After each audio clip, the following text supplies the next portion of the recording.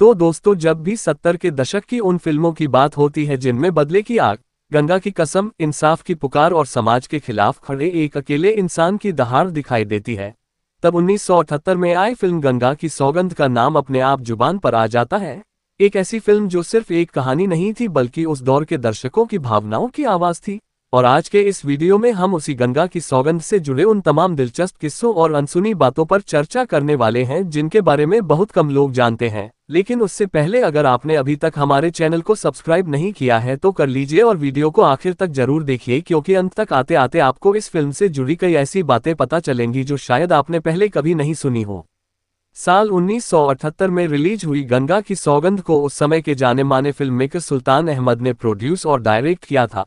वही सुल्तान अहमद जिन्हें बॉलीवुड में डाकुओं पर आधारित फिल्मों का मास्टर कहा जाता था, जिनकी फिल्मों में हमेशा बदले की कहानी, खून खराबा, अन्याय और इंसाफ की जंग देखने को मिलती थी। और यही वजह थी कि जब गंगा की सौगंध का ऐलान हुआ तो दर्शकों को पहले से ही अंदाजा हो गया था कि यह फिल्म भी कुछ अलग और दमदार होने वाली है। सुल्तान अहमद इससे पहले हीरा, प्यार का रिश्ता और कई दूसरी फिल्मों के जरिए अपनी एक अलग पहचान बना चुके थे और गंगा की सौगंध उनकी बतौर निर्देशक तीसरी फिल्म थी। फिल्म की कहानी को सुल्तान अहमद ने खुद लिखा था और स्क्रीन प्ले तथा डायलॉग्स को मिर्जा ब्रदर्स के साथ मिलकर तैयार किया गया था। कहानी में बदले की आग इतनी तीव्र थी कि दर्शक शुरू से अंत तक फिल्म से जुड़ा रहता है। गंगा की सौगंध की कुल लंबाई करीब 2 घंटे 25 मिनट रखी गई थी और इस दौरान फिल्म में कुल 6 गाने डाले गए थे, जिनका कुल स्क्रीन टाइम लगभग 30 मिनट 28 सेकंड के आसपास था। लेकिन खास बात यह थी कि एक भी गाना ऐसा नहीं था जो कहानी से बाहर लगता हो। हर गाना फिल्म की स्थिति के अनुसार फिट बैठता था। फिल्म में अगर स्टार कास्ट की बात करें तो लीड रोल में नजर आए सदी के महानायक अमिताभ बच्चन, उनके साथ थी रेखा, जीवन, सत्येन कपूर, जगदीप, इफ्तिखार, मुराद, आई.एस. जौहर, अनवर हुसैन, रणवीर, सुलोचना लटकर, केशव रानापुर, मैकमोहन और फरीदा जलाल जैसे दिग्गज कलाकार। वहीं फिल्म में कुछ कलाकारों ने गेस्ट अपीयरेंस भी दिया था और यह कास्टिंग उस दौर के हिसाब से बेहद मजबूत मानी जाती थी। अब अगर बात करें फिल्म के संगीत की तो गंगा की सौगंध का म्यूजिक दिया था कल्याण जी आनंद जी की जोड़ी ने, जिन्होंने उस समय एक के बाद एक सुपरहिट गाने दिए थे। और इस फिल्म के गानों के बोल लिखे थे आनंद बख्शी ने, जबकि गानों को आवाज दी थी लता मंगेशकर, मोहम्मद रफी, किशोर कुमार, अमित कुमार और आशा भोसले जैसे महान गायकों ने। फिल्म के गानों में मानो तो मैं गंगा माँ हूँ, ना मानो तो बहता पानी, चल मुसाफिर तेरी मंजिल दूर है तो क्या हुआ, ढोल ताशे बजे, देखो सपने सजे, हर रात मोहब्बत की कसम जैसे गीत शामिल थे। लेकिन इन सब में सबसे ज्यादा लोकप्रिय हुए 2 गाने, एक था चल मुसाफिर तेरी मंजिल दूर है तो क्या हुआ जिसे मोहम्मद रफी ने अपनी आवाज दी थी, और दूसरा था मानो तो मैं गंगा माँ हूँ, ना मानो तो बहता पानी, जिसे लता मंगेशकर ने गाया था। और यह बात लगभग तय है कि भले ही किसी ने फिल्म न देखी हो, लेकिन ये दोनों गाने हर किसी ने कभी न कभी जरूर सुने होंगे।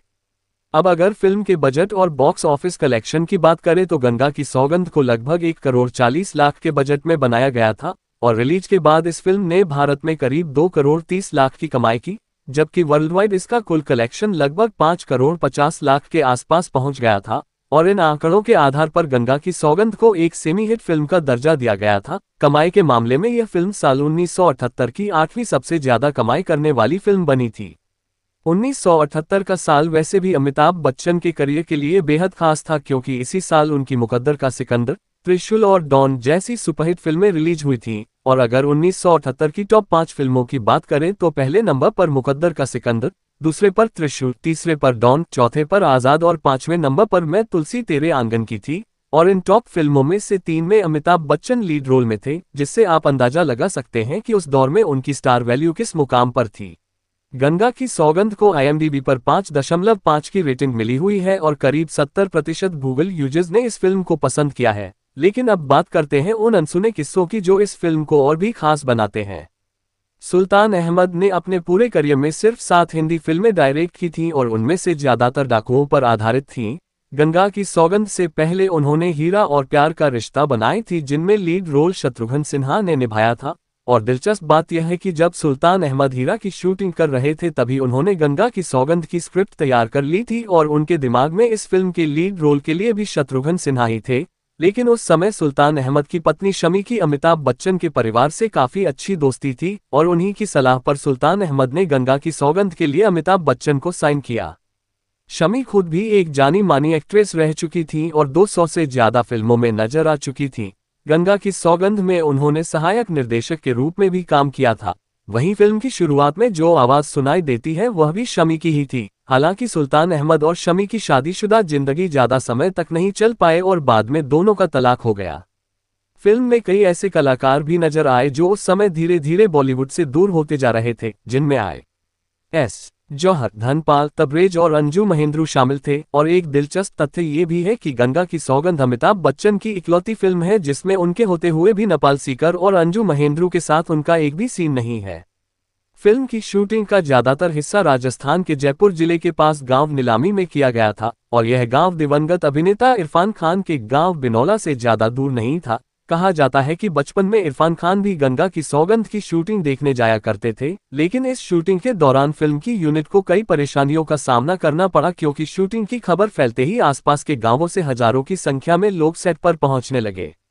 उस समय अमिताभ बच्चन और रेखा के अफेयर के किस्से पूरे देश में चर्चा का विषय बने हुए थे और शूटिंग देखने आने वाले लोग रेखा पर फप्तियां कसते और कमेंट करते थे, जिन्हें रेखा अक्सर नजरअंदाज कर देती थी। लेकिन एक दिन मामला उस वक्त बिगड़ गया जब भीड़ में से एक लड़का आगे आया और अमिताभ बच्चन की तरफ इशारा करते हुए रेखा के बारे में बेहद आपत्तिजनक बातें कहने लगा और यह कह दिया कि अमिताभ अपनी पत्नी को धोखा दे रहे हैं, जबकि रेखा पहले से ही कई लोगों के साथ रिश्तों में रही हैं। इतना सुनते ही अमिताभ बच्चन का गुस्सा बेकाबू हो गया और उन्होंने उस लड़के को पीटना शुरू कर दिया। देखते ही देखते दोनों के बीच हाथापाई हो गई। फिल्म की यूनिट के लोगों ने किसी तरह बीच बचाव कर मामला शांत कराया और उस लड़के को वहां से भेज दिया गया। लेकिन असल परेशानी तब शुरू हुई जब शाम होते होते वही लड़का गांव के कई लोगों को साथ लेकर वापस आ गया, क्योंकि वह लड़का गांव के सरपंच का बेटा था। उस समय पूरी फिल्म यूनिट गेस्ट हाउस में मौजूद थी और बाहर से हंगामा शुरू हो गया। लोग अमिताभ बच्चन को बाहर बुलाकर सबक सिखाने की धमकियां देने लगे। काफी देर तक जब कोई बाहर नहीं आया तो भीड़ ने गेस्ट हाउस के दरवाजे पीटना शुरू कर दिए। हालात बिगड़ते देख अमजद खान गेस्ट हाउस से बाहर आए और उन्होंने गांव वालों को समझाते हुए कहा कि फिल्म की यूनिट सुबह होते ही गांव छोड़ देगी। अमजद खान की बातों और समझाइश के बाद गांव वाले शांत हुए और वापस चले गए और अगली सुबह होते ही फिल्म की पूरी यूनिट ने सच में अपना सामान समेटा और गांव छोड़ दिया। तो दोस्तों, ये थे 1978 की फिल्म गंगा की सौगंध से जुड़े कुछ बेहद दिलचस्प और अनसुने किस्से। अगर आपको यह वीडियो और इसमें की गई मेहनत पसंद आए हो तो वीडियो को लाइक जरूर करें और कमेंट करके बताएं कि आपको इस फिल्म के गाने मानो तो मैं गंगा माँ हूं और चल मुसाफिर तेरी मंजिल दूर है तो क्या हुआ कैसे लगे। और ऐसे ही पुराने बॉलीवुड की अनसुनी कहानियों के लिए हमारे चैनल को सब्सक्राइब करना बिल्कुल न भूलें।